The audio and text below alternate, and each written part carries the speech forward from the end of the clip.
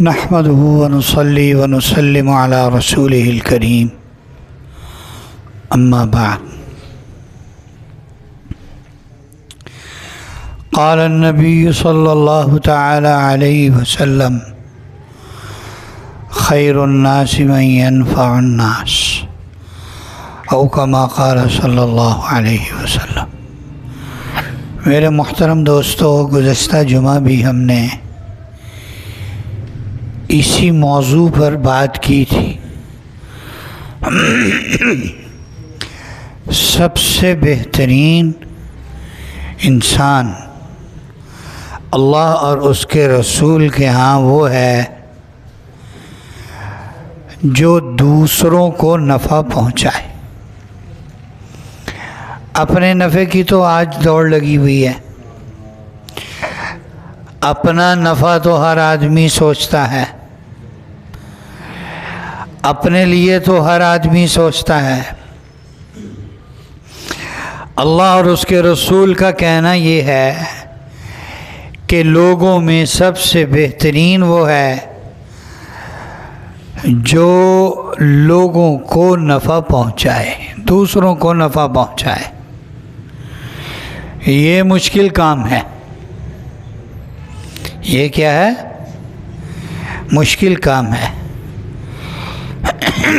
پہلے لوگ اپنے کام پیچھے کر کے دوسرے کا کام کرتے تھے، اپنا پیٹ کاٹ کے دوسرے کا پیٹ بھرتے تھے،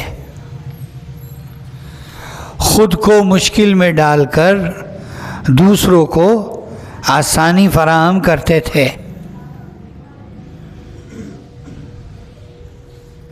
خود جاگ کر دوسرے کو سونے کا موقع فراہم کرتے تھے، خود پیدل چل کے دوسرے کو سواری پر سوار ہونے کا موقع فراہم کرتے تھے،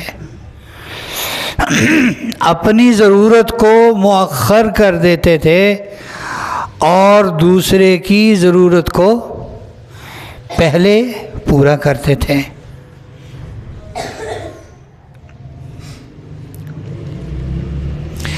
خیر الناس من ينفع الناس، لوگوں میں سب سے بہترین وہ ہے جو لوگوں کو نفع پہنچائے۔ کام بہت مشکل ہے،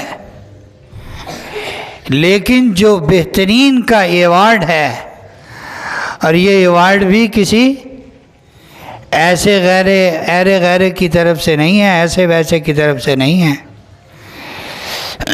یہ ایوارڈ اور یہ میڈل کس کی طرف سے ہے؟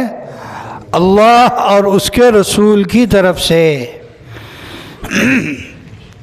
لوگوں کی بھلائی چاہنے والا سب سے بہترین ہے۔ یہ جو میڈل ہے یہ اللہ اس کے رسول کی طرف سے ہے، اور چونکہ اس شخص نے جس نے دوسروں کا بھلا چاہا، اس نے اپنے من کو مارا ہے، اس نے اپنے من کو مارا، اپنے نفس کو کچلا ہے اس نے۔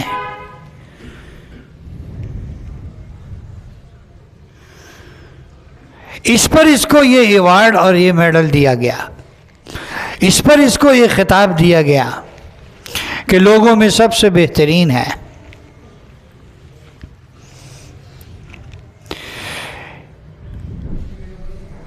اور یہ چیز اس کے ہم مکلف درجہ بدرجہ ہیں۔ عام آدمی عام درجے میں اس کا مکلف ہے، خاص آدمی خاص درجے میں اس کا مکلف ہے، حکمران آدمی سب سے زیادہ اس کا مکلف ہے۔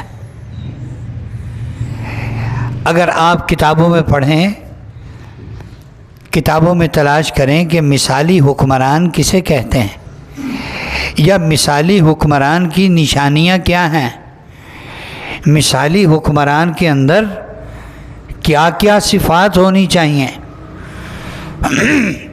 تو اس میں یہ چیز سر فہرست ہے. اپنا نہ سوچے، دوسروں کا سوچے. اور امت محمدیہ میں سب سے مثالی حکمران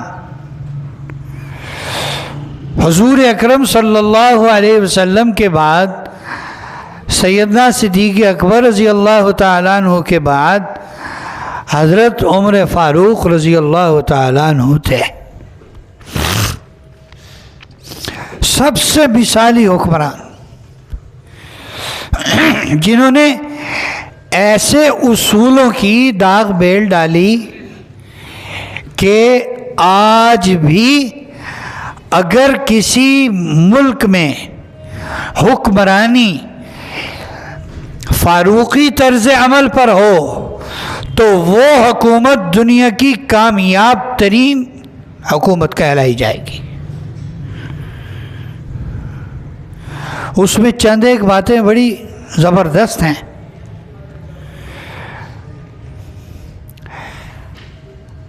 حضرت عمر رضی اللہ تعالیٰ عنہ کا اصول بیت المال کے بارے میں، خزانے کے بارے میں کیا تھا؟ فرمایا کرتے تھے میرے لیے بیت المال ایسے ہے جیسے یتیم کے سرپرست کے لیے یتیم کا مال ہے،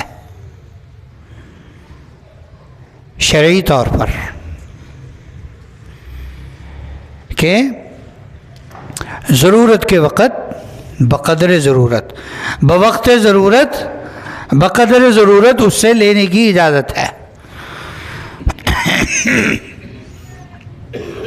اور جب یہ یتیم کے مال کا سرپرست مالدار ہو جائے تو وہ مال جو اس نے یتیم کے مال سے لیا وہ واپس کرے. اور اگر یتیم کے مال کا سرپرست مالدار ہے تو اس کو یتیم کے مال سے کچھ بھی لینے کی اجازت نہیں ہے. فرمایا میرے لیے بیت المال ایسے ہے. پوری سیرت پڑھ کے دیکھیں حضرت عمر کی. اگر آدمی ذرا سی گہرائی کے ساتھ، میں نے شاید بڑا لفظ بول دیا، سرسری سا بھی پڑھ لیں، آپ سوچنے پر مجبور ہو جائیں گے کہ یہ کیسا آدمی اور اس نے کیسے حکمرانی کی.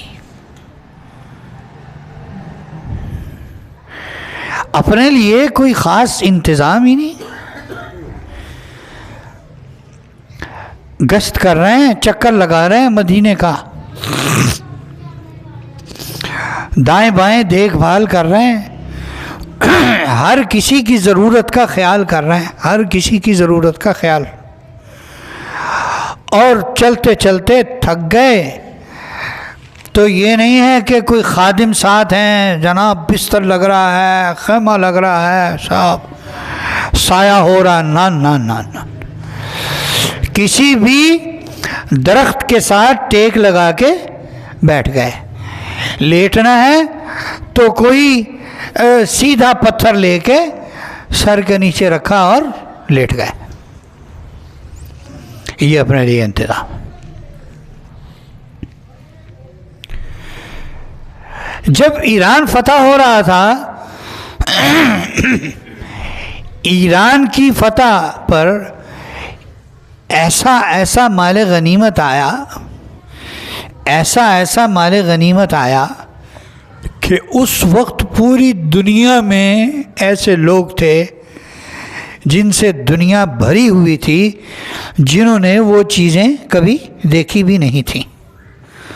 عرب تو ویسے ہی ذرا بہت ہٹ کے تھے، ان میں تو میرا خیال ٹوٹلی ہی ایسے لوگ تھے جنہوں نے ایسی چیزیں نہیں دیکھی تھی. اب بیت المال، وہ مسجد نبوی کے صحن میں ڈھیر لگا ہوا ہے مال غنیمت کا، اور حضرت عمر رضی اللہ تعالیٰ عنہ رو رہے ہیں، اور اتنا رو رہے ہیں اتنا رو رہے ہیں کہ ہچکی بن گئی. 4-5 لوگ حضرت عمر رضی اللہ تعالیٰ عنہ کو چپ کرا رہا ہے. اور وہ کہہ رہے ہیں کہ یہ تو اچھی چیز ہے، مسلمانوں کے حالات اچھے ہو رہے ہیں، ہم معاشی طور پر کیا ہو رہے ہیں؟ مضبوط ہو رہے ہیں، فقر و فاقہ ختم ہوگا اس سے، لوگوں کی ضرورتیں پوری ہوں گی اس سے. اور وہ رو رہے ہیں. اور ذرا تھوڑا سا سنبھل کر کوئی بات فرمائی تو کیا فرمانے لگے، اگر یہ مال و دولت، اگر یہ سونا چاندی اچھی چیز ہوتی تو اللہ کی قسم یہ یقیناً اللہ کے نبی جو مجھ سے بہتر تھے ان کے دور میں بھی ہوتی، اور سیدنا صدیق اکبر رضی اللہ تعالیٰ عنہ جو مجھ سے بدرجہ بہتر تھے ان کے دور میں بھی ہوتی. یہ چیز ان کے دور میں نہیں تھی، میرے دور میں ہے، تو میں بہت بڑی آزمائش میں ہوں، میں بہت بڑی آزمائش میں ہوں. حکمران ایسا ہونا چاہیے جسے عوام کے سٹیٹس کا، عوامی سٹیٹس کا پورا اندازہ ہو. میری عوام اس وقت کہاں کھڑی ہے، مجموعی طور پر میری عوام کہاں کھڑی ہے. قحط کا دور تھا، حضرت عمر رضی اللہ تعالیٰ عنہ کو کسی نے اچھا کھانا پیش کیا تو فوراً پوچھا کہ میری حکومت میں آنے والی ساری عوام کو ایسا کھانا میسر ہے؟ کھانا لانے والے نے کہا جی نہیں. فرمایا اسے اٹھا لو، اسے اٹھا لو. جب تک ساری عوام کو ایسا بہترین کھانا میسر نہیں ہوگا، یہ کھانا میرے گلے سے پیٹ تک کیسے اتر سکتا ہے؟ میں نہیں کھاؤں گا. یہ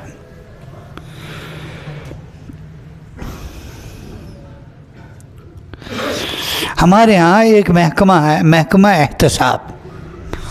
وہ محکمہ ہے تو صحیح، پتہ نہیں اس کا احتساب کیسا ہے، کیا طریقہ کار ہے، ان کے کیا مقاصد ہیں احتساب کے، ہیں محتسبین کون ہیں، ان کا طریقہ کار کیا ہے، ان کے اصول و ضوابط کیا ہیں، اور طریقہ کار کیا ہے ان کا احتساب کرنے کا.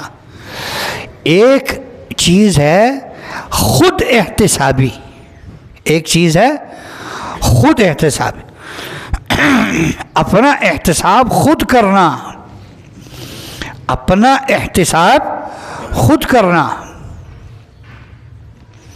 چنانچہ یہ چیز حضرت عمر رضی اللہ تعالیٰ عنہ کے اندر کوٹ کوٹ کر بھری ہوئی تھی. یہ چیز حضرت عمر میں کوٹ کوٹ کر بھری ہوئی تھی. فضائل اعمال میں بھی شاید یہ قصہ ہے کہ ایک آدمی آیا اور اس نے کہا جی فلاں نے مجھ پر ظلم زیادتی کی ہے، آپ میرے ساتھ چلیں اور اس سے بات چیت کریں.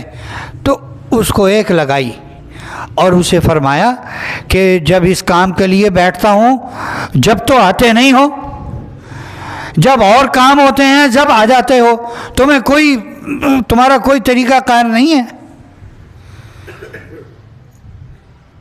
وہ چلا گیا کہ شاید میں غلط وقت پر آیا. پھر اس کو بلایا، پھر اس کو تھوڑی دیر بعد تنبیہ ہوئی، او تو زیادتی کر دی. اس کو بلایا، اسے کہا جو دھرا مارا تھا نا وہ اس کے ہاتھ میں دیا اور اپنے آپ کو اس کے آگے کر دیا. کہا بھائی وہ جو میں نے مارا تھا اس کا بدلہ لے لو. یہ کوئی آج کا بادشاہ نہیں ہے، یہ وہ آدمی ہے جو نبی کریم صلی اللہ علیہ وسلم کا دوسرا وزیر ہے. یہ وہ آدمی ہے کہ رسول اللہ صلی اللہ علیہ وسلم کے ارشاد کا مفہوم ہے جن کے بارے میں عمر جس گلی سے گزرتا ہے شیطان کا گزر اس گلی سے نہیں ہوتا. ایسے بڑے بڑے فضائل والا آدمی ہے. وہ آدمی کہنے لگا جی میں نے اللہ کے لیے معاف کیا. 2 رکعت نماز پڑھی, دعا کے لیے ہاتھ اٹھائے اور اپنے آپ کو مخاطب کیا. اپنے آپ کو مخاطب کر کے کہہ رہے ہیں اے عمر تو ایسے تھا, اللہ نے تجھے ایسے کیا. تو کیسا تھا, اللہ نے تجھے کیا کیا.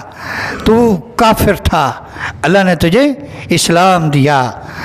اس میں بڑے بڑے الفاظ ہیں. یقین کریں وہ الفاظ نقل کرنے کا ہمارا حوصلہ نہیں ہے. ایسا اپنے آپ کو مخاطب کرتے تھے.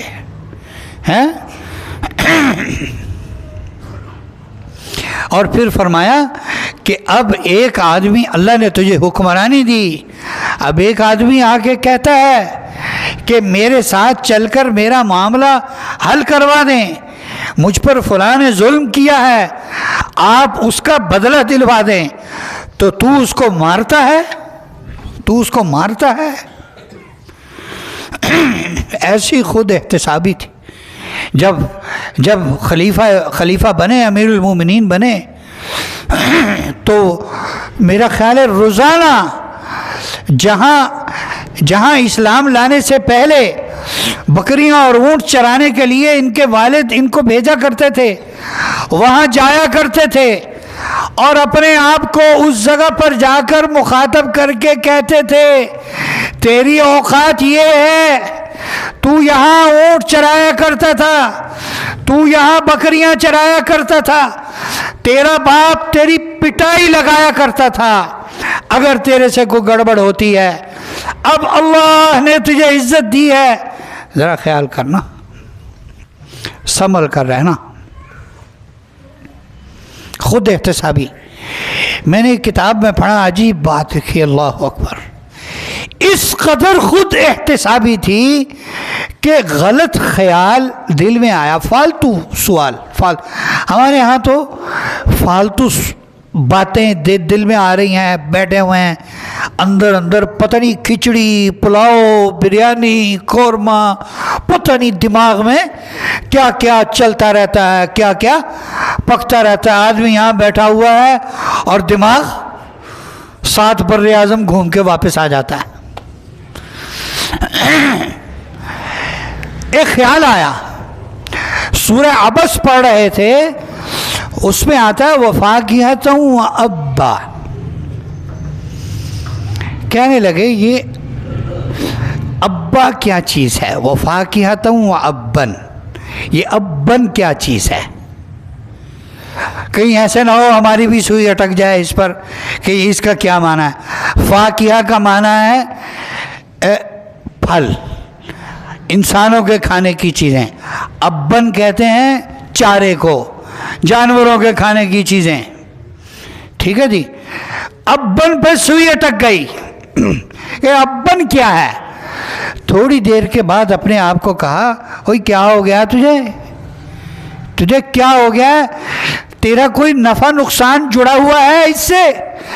اگر تمہیں ابن کا پتہ نہیں چلا تو تم اپنا وقت اس پر کیوں ضائع کر رہے ہو, اپنی صلاحیتیں اس پر کیوں ضائع کر رہے ہو, اپنا وقت اس پر کیوں صرف کر رہے ہو, کیوں تم نے اپنی سوچ کا محور اور مرکز اس کو بنا لیا ہے. پتہ لگ جائے گا, ٹھیک ہے, کسی کو پوچھ لینا, اسی کو سوچے چلے جا رہے ہو. ایک اصول حضرت عمر رضی اللہ تعالیٰ عنہ کی حکمرانی کا یہ تھا کہ مردم شناسی خاص حاصل تھی حضرت عمر رضی اللہ تعالیٰ. یہ کام ہے, اس کام کے لیے فلاں آدمی مناسب ہے. جیسے ہمارے ہاں وزارتیں تقسیم ہوتی ہیں, وزارت اطلاعات و نشریات ہے.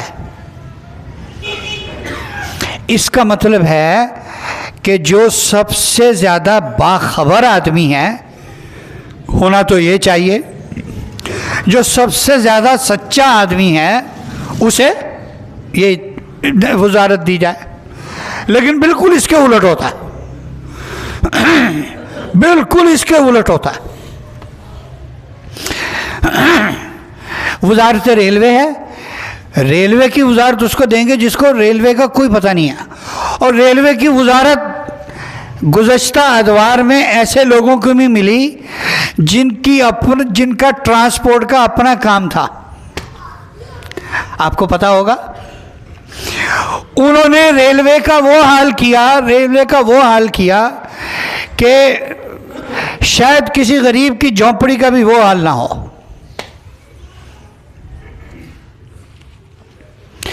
تو حضرت عمر رضی اللہ تعالیٰ عنہ کو ان کے دور حکمرانی میں ایک خاص بات یہ تھی کہ ہر آدمی ہر کام کو دیکھ کر اس کے مناسب آدمی اس کام کے لیے تعینات کرنا۔ حمص کے گورنر بنے سعید بن عامر رضی اللہ تعالیٰ عنہ۔ ان کی شکایتیں آ گئیں کہ یہ صبح گھر سے دیر سے آتے ہیں، یہ ہفتے میں ایک چھٹی کرتے ہیں، یہ رات کو ہمارے لیے دروازہ نہیں کھولتے۔ چوتھی شکایت یہ کہ ان کو مرگی کا مرض ہے۔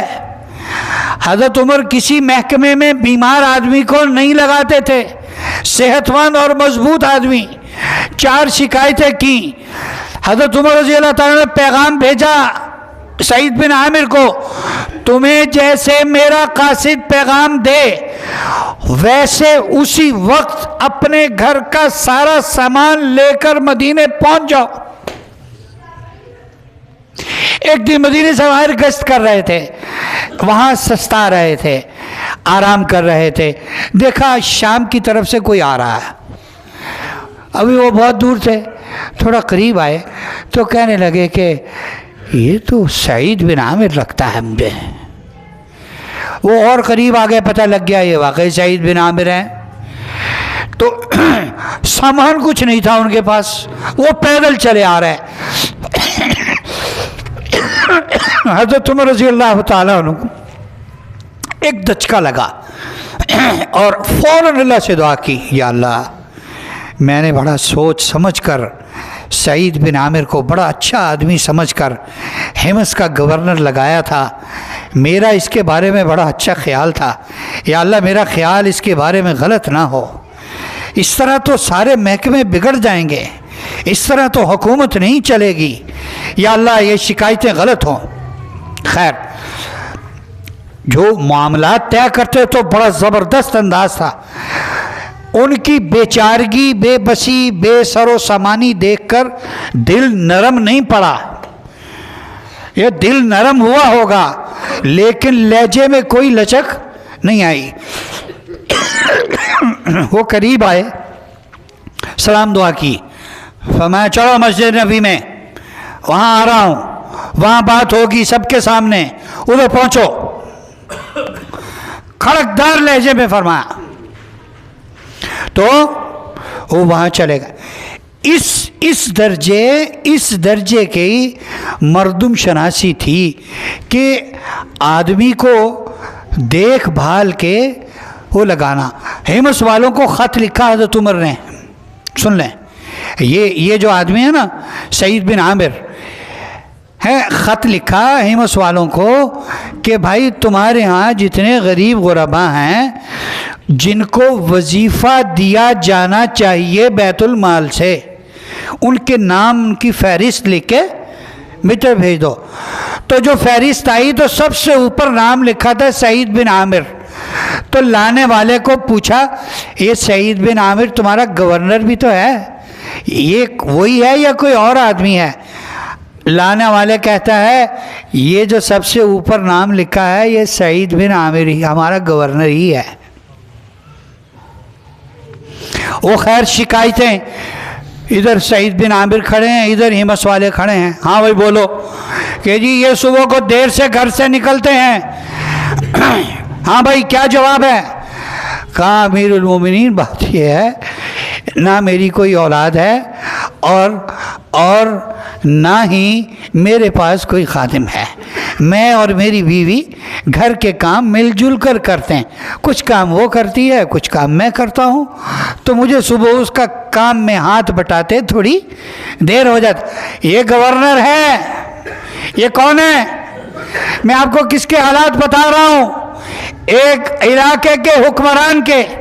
اچھا دوسری شکایت کیا ہے کہ جی یہ رات کو ہماری بات نہیں سنتے۔ ہاں اس کا کیا جواب ہے؟ کہا امیر المومنین اس کا جواب میرے اور میرے اللہ کے درمیان تھا، یہ معاملہ میرے اور میرے اللہ کے درمیان تھا، لیکن مجبور ہوں، آپ کی عدالت میں ہوں، انہوں نے شکایت کی ہے، مجھے جواب دینا پڑ رہا ہے، نہیں تو یہ میرے اور اللہ کے درمیان راز تھا۔ میں نے یہ طے کیا تھا جب آپ نے مجھے گورنر بنایا کہ دن اللہ کی مخلوق کا اور رات میرے اللہ کی، اس لیے میں رات کو کسی کی بات نہیں سنتا، میری ساری رات مصلح پر گزرتی ہے۔ تیسری شکایت یہ کی کہ جناب یہ ہفتے میں ایک چھٹی کرتے ہیں۔ امیر المومنین نے کہا ہاں تم ہفتے میں چھٹی کیوں کرتے ہو؟ کہا جی اللہ کی قسم میں یہ بات بھی بتانا نہیں چاہتا تھا، آپ نے پوچھا ہے، انہوں نے شکایت کی تو میں بتا رہا ہوں۔ یہ میرے پاس کپڑوں کا جو جوڑا ہے صرف ایک جوڑا ہے، میں ہفتے میں ایک دن اسے دھوتا ہوں، جب میں دھوتا ہوں تو میرے پاس پہننے کے لیے کچھ نہیں ہوتا، میں اپنی بیوی کی چادر سے اپنا سطر ڈھانپتا ہوں، اس کو دھو کر خشک کرنے کے لیے ڈالتا ہوں، یہ موٹا ہے، سارا دن لگ جاتا ہے اسے خشک ہونے میں، اس لیے باہر نہیں نکل سکتا۔ تیسری شکایت کہ انہیں مرگی کی بیماری ہے۔ فرمانے لگے ہاں اس کا کیا جواب ہے؟ کہا کہ حضرت مجھے مرگی کچھ نہیں ہے، بات یہ تھی جب حضرت خبیب بن عدی کو مکہ مکرمہ کے باہر حرم میں لا کر مکے والوں نے پھانسی دی تھی تو اس وقت میں مشرک تھا، کافر تھا، اس وقت مجھے اسلام ابھی عطا نہیں ہوا تھا، میں پھانسی دیکھنے والوں میں شامل تھا۔ آج مجھے اللہ نے اسلام کی توفیق بخشی، ایمان دیا، میرے دل میں وہ منظر آتا ہے تو میرے اوپر بے ہوشی طاری ہو جاتی ہے کہ اگر اللہ نے قیامت کے دن مجھ سے سوال کر لیا کہ تیرے کھڑے ہوئے خبیب بن عدی کو پھانسی دی گئی، تو تماشا دیکھنے والوں میں شامل تھا، ان کو بچانے والوں میں شامل نہیں ہوا، یہ سوچ کر مجھے بے ہوشی ہو جاتی۔ ایسے ہوتے تھے حکمران، اور ان کے عوام بھی کیسے تھے یہ بھی آپ کو پھر کبھی عرض کریں گے۔ ہم چاہتے تو ہیں ہمیں حکمران اچھے ملیں، لیکن کیا ہم نے اپنا اسٹیٹس کبھی چیک کیا ہے کہ سچائی اختیار کرنے میں، جھوٹ سے بچنے میں، بددیانتی خیانت چھوڑنے میں، امانت اور دیانت پکڑنے میں ہم کہاں کھڑے ہیں؟ کیا ہم نے کبھی یہ سوچا ہے؟ اللہ ہمیں ان باتوں پر عمل کی توفیق عطا فرمائے۔